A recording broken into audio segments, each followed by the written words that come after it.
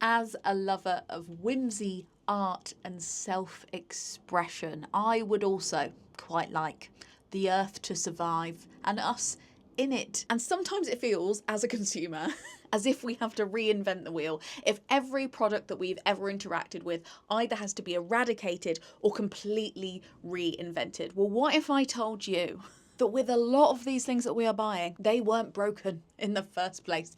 People had already solved the sustainability issue. It's only in the last 30, 40, 50 years capitalism has come in and tried to fix what wasn't broken. This week, I am going to be trialing for you a mascara from the 1930s. Now, I have been trying to find plastic-free mascara for some time. My last video chronicled my journey of breaking up with my favourite but secretly evil lipstick, Ruby Woo by MAC, and trying to find some more sustainable alternatives. And in the comments of that video, you all reminded me of the existence of this brand called Besame. Now, Besame are a cruelty-free brand that are using history to resurrect the solutions of our recent ancestors, who were actually quite good at making refillable, sustainable makeup. So in this video, I am going to be trialing some of Besame's products and letting you know whether they work for the modern day sensibilities of the ordinary lady. That's me. If you want to contest how ordinary I am, just look at my name. It's literally in the name. Lena Norms. I am normal. Never was a greater lie spoken. Okay, let me show you what is in this package. So first off is the mascara, and this is a mascara from the 1930s. Besame research like as close as possible to what used to be on the market for our grandparents. So I'm excited to see whether this mascara works for a little fuss pot like me. So this is the packaging of the mascara. You pull it out and it's a little tin, almost the size of a harmonica actually. Do, do, do, do. I'm in Free Willy. It opens like this and we've got a little brush and a little piece of mascara cake. Oh man, I hope this is gonna be okay. It's gonna be a long week if this isn't good. Full transparency, I did try a different version of this. It must be about 7 years ago, but they've reformulated it since then. So I'd like to try it again and give it a chance. And also, I literally don't even remember very much about using it when I first tried it. So let's give it a go.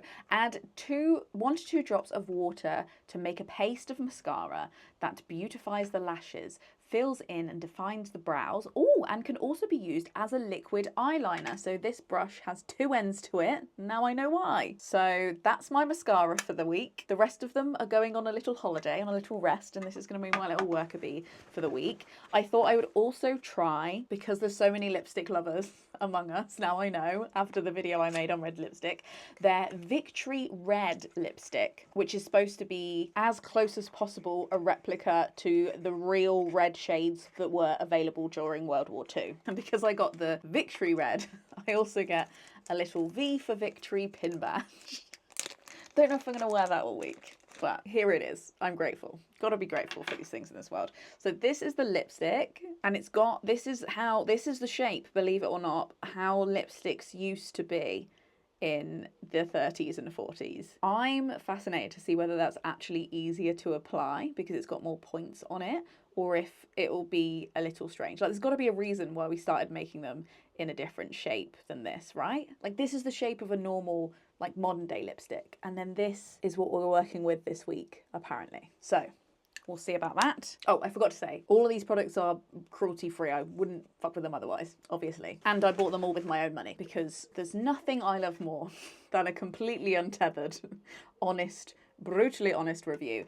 And the third thing that I got that's also refillable is this compact, and you can buy the refill separately, refill this as many times as you like, and pick exactly what you would like in the refill. Look, there she is, and she's so shiny and new that you can even see yourself being reflected back in the cover. So this is her. It's got a mirror in there too, and the magnetic refill goes in there. This comes in a very small amount of plastic. I hope this is recyclable. I'll check, but it bloody better be. And I chose this highlighting powder. So I just, pop that out. Didn't smash it. Great one, Lena. You're doing great. The whole of the back of the pan is metal, and just pops in there. Okay, that was really easy. Excellent, excellent. I get a little puff with it, very elegant. And so for the next week, I'm going to be trialing the powder, the lipstick, and wish me luck, the 1930s authentic cake mascara. In my journey to have a more sensible, climate conscious makeup bag, one of the hardest things to replace has been mascara. So I'm really hoping against hope that this works, especially if it also works for my eyebrows and my winged liner. That would be a huge practical win as well as a sustainable one. There's only one thing left to do. Less talky, more trially.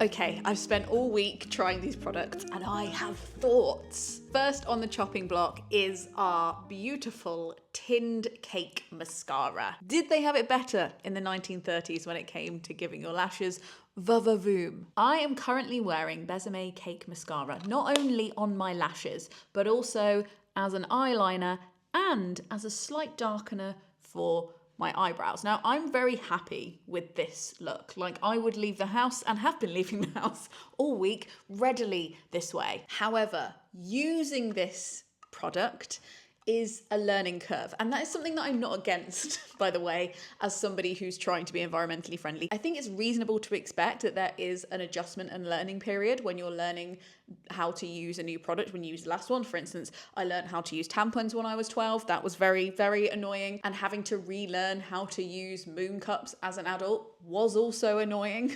But it makes sense. About the same amount of cognitive learning had to take place, and it had to take place twice, and I think that's reasonable and okay. But learning how to get the right consistency for this mascara slash eyebrow product slash eyeliner was a steep learning curve.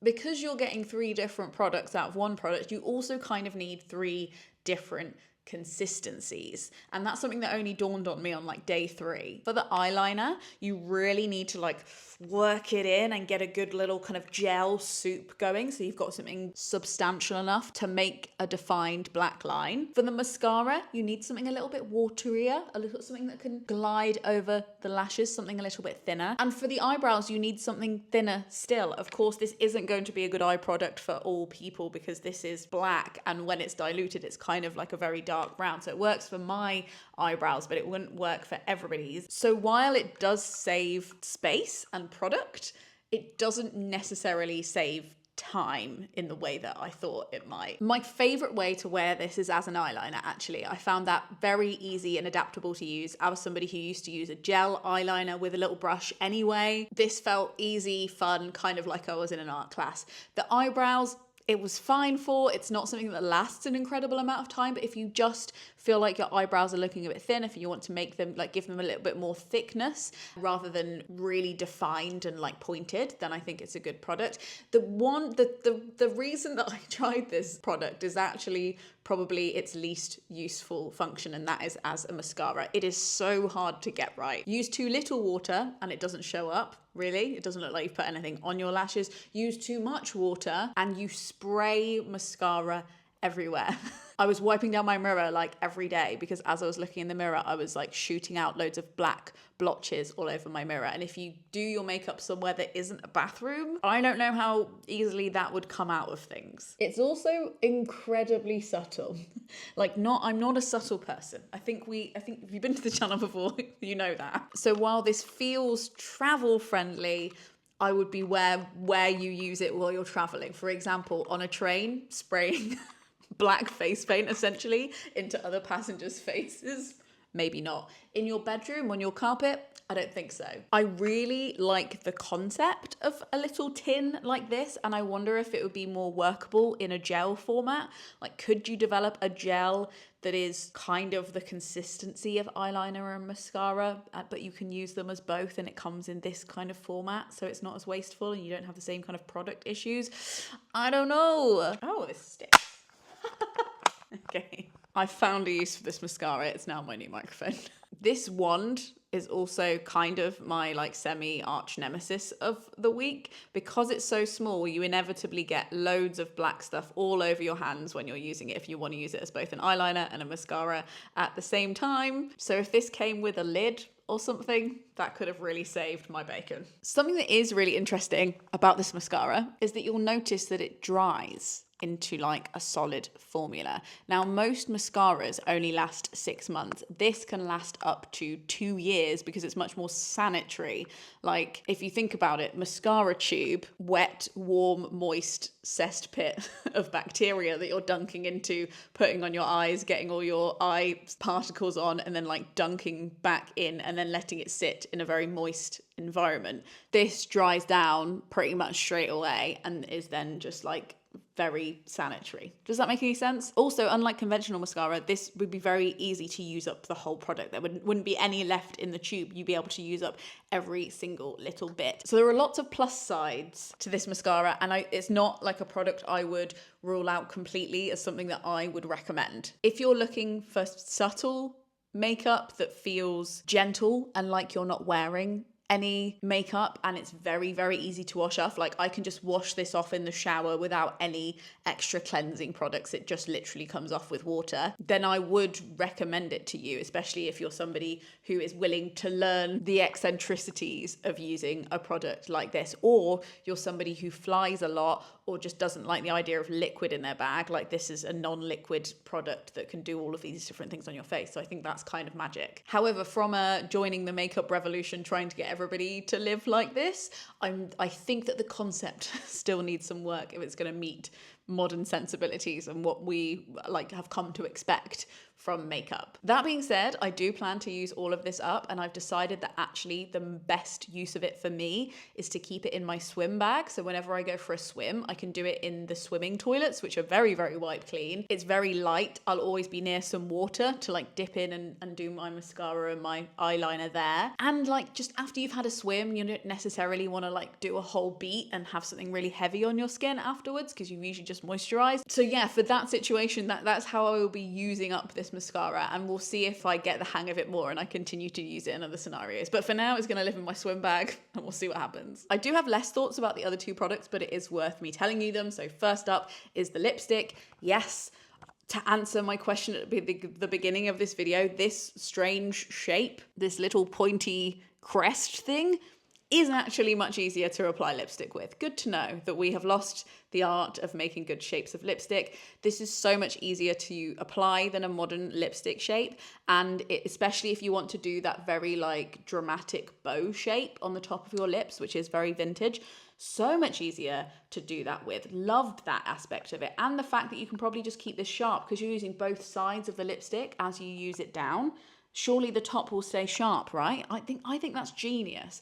However, that is the only nice thing I have to say about this lipstick, I'm afraid. I'm wearing it right now, and I hope you're enjoying the look of it, because it's the last time you'll probably see me ever wear this lipstick, because frankly, it's the consistency of jam. Imagine smearing raspberry jam all over your mouth and then going about your life for a day. Not only does it not dry down on your lips, it doesn't dry down on anything you get it on. So if you get a tiny bit on your finger, it's then gonna get all over everything else you've ever touched. The transfer, when I even just gave Craig like a peck on the lips, was like, he walked away looking like Betty Boop. It was hilarious. Every mug that I got it on automatically became radioactive and then seemed to transfer onto other objects in my house. Like, me and this lipstick are sadly enemies, but it's okay because it's also not completely like it's got plastic in the middle of it. I think some of it might be metal, but I think a lot of it is plastic, which I couldn't tell from the website. And because it's got plastic in it and it's more than one kind of material, you can't do curbside recycling with it, which is really annoying, but that's okay because Lisa Eldridge, as you might have seen from my last video where I talked about red lipstick, has made a replica vintage lipstick that is completely curbside recyclable and is only made out of aluminium, and it seems to be like the only product on the market that is only made out of aluminium. I imagine the original vintage lipsticks were, actually I think she even said they are usually made like this, so this this isn't actually a very perfect vintage replica of a lipstick, and they were in fact doing it much better in those times, and thankfully somebody has replicated it, and I highly recommend this lipstick. It's almost the same colour but a much better consistency, and you won't walk around all day feeling like you have smeared yourself with jam. However, I think my favourite product of this whole experiment is this 100% metal compact, in which I have a kind of rosy blush highlighter hybrid. I have got lots of compliments on this over the week. I don't know if you can see it very well from here, but it's glowy but without any glitter in it. It's very elegant. If you're not somebody who likes to draw loads of attention to yourself, but you would like a little bit of shine, it can be that, but it's also incredibly buildable and really pigmented if you want it to be. Using the puff is very full on. Let's see if I can give you a demo. Like, that is, I don't know if you can see that, but in person, that is a shocking amount of product, which we love. I'm all about the drama. However, if you do want to use it more subtly, any kind of makeup brush will disperse it a little bit more. I've been using this, which is much more subtle and buildable, and I very much like it. So if you do, I'd recommend using one of these with it. But for on the go, it's totally fine. And this feels like the most sturdy of all of the packaging from this set. I genuinely feel like I will have this when I'm 80 and I can pass it down to my nieces and nephews. And it's like a very standard size. So I imagine that even if I didn't want to buy a refill from Besame, I could probably find another brand that did the same size refill component. Does that make sense? Now, to close up this video, I would like to show you a little clip. What is growing 4 times faster than the UK economy and is now worth £30.4 billion to it every single year? It is the beauty industry. It's fascinating. I mean, this is a sector that, unlike the creative industries, you'll never see a cabinet minister out there talking about it. It employs more people than are in publishing and broadcasting. Its direct contribution to GDP is more than the whole sports and recreation sector. So more than going to football, museum, parks, concerts, all of that. But it's become huge via screens, and sort of beauty-tainment, as it were, is absolutely massive. Like, TikTok is now the 4th biggest beauty retailer in the whole UK. Retailer? Yeah. So let me repeat that. The beauty industry in the UK is growing 4 times faster than the UK economy. And yet, I can't find sustainable makeup that is made in the UK to save my life. A good fact about these guys is that they make all of their stuff in the USA, which is very cool. So if you live in the USA, that makes a lot of sense. However, I am in the UK and I had to pay an unspeakable amount of shipping and tax to get these into the country to try them out for you. Would I do it again? I can't guarantee that. If you live in the UK, would I recommend it? I'm not sure. But what I do want to ask is, if this industry is so big and so powerful, bigger than sports and recreation, football, rugby, bigger than publishing, the whole of the UK, like book publishing industry, where it's where I used to work, bigger than broadcasting, and I can't get my sweaty little hands on a recyclable mascara tube, then what the hell is going on here? This video isn't necessarily me saying you should go out and buy these exact products and you should be searching the internet for the most sustainable products possible. In fact, it's kind of a freaking minefield to do that. What I want to talk about at the end of this video is, why the hell is this the most regressive industry that's having a growth milestone right now? And not only for it to be more sustainable, do they not need to invest loads in R&D and research and these like futuristic technologies. All they need to do is go backwards to what we used to have, which is not only very functional, but incredibly pleasant. It's actually not really about you. It's about them. It's not about me, even though I'm happy to try and make these swaps and talk about them. And I think that is a really important part of us existing in the world, and like almost telling ourselves with our actions that what we're seeing in the news is real, that the climate crisis is here and we do need to adjust every single part of our life to reflect that. Why is good, recyclable, cruelty-free makeup so hard to come by. And how many encouraging and or whiny, whingy emails do we need to send to the cosmetic companies that we like to turn that ship around? In the future, I would really like to do a video reviewing refillable eyeshadow palettes, because that's something, again, that we have the technology for that's incredibly straightforward. But can I find 3 cruelty-free companies who sell eyeshadow palettes, not only that are refillable, but they currently sell the refills for? Can I heck? I've found 2 so far and I'm on the struggle bus. So thank you for watching this video. I hope that if you've seen these products around, it's given you an idea as to whether they might fit into your life. I think this one does fit into my life. This one is a central part of my life now, and this one please get it as far away from me as possible. But also maybe it's giving you an insight into not only the makeup and beauty part of your life, but any part of your life, and going back and looking at the history of those products. And did the old stuff make more sense? And is somebody still making things that way? Or can you get hold of the old version of a product? There is something, I think, quite hopeful about the fact that we don't need to reinvent the wheel to start finding out how we're going to be able to live in the future, because in my mind all of this does have to change, and it's not all on one person to change it, but it is inevitable. Like, we will run out of plastic, we will run out of resources, and hopefully by that time I will have mastered the art of cake mascara. If you like this video, I reckon you will like one of these videos. If you're interested in hanging out with like-minded people, you're very, very welcome to come and join the Gumption Club. We have a really chatty Discord. They're my patrons, and they're the reason that I can make completely unsponsored looks at products and consumerism, because they support me over there, and the fact that this video didn't need to be sponsored by anybody while I was making it. And we weren't interrupted or influenced by anybody else while getting to chat about this strange little world called trying to self-express and have a little bit of fun while the world spirals into chaos. So thank you so much to the Gumption Club for making this video possible. I'll leave the links on how to join below, and I would love to hear your thoughts in the comments about any sustainable options you have found in your life that you love, and if anybody knows of some refillable eyeshadow palettes I can try for another video. Potentially one day we can wear red lipstick and truly call it Victory Red. Frog's not out.